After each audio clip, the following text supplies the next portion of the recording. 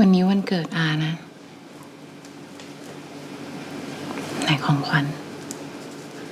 หลับตาสิ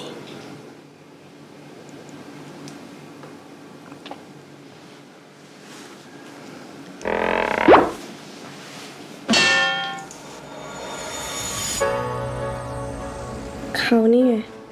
ของขวัญ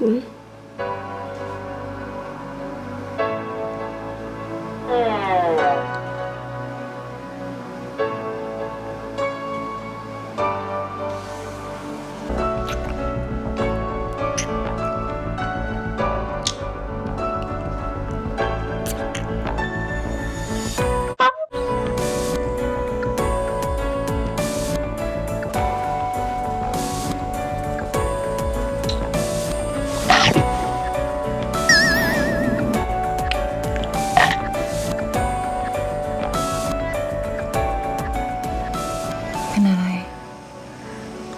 ชอบเหรอ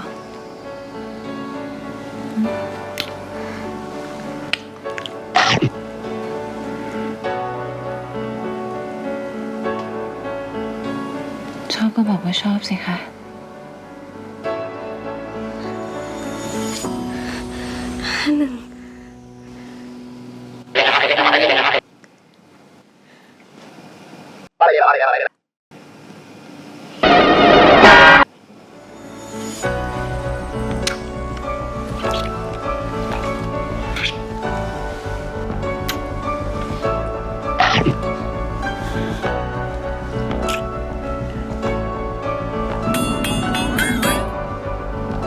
อย่ากั้นเสียงสิ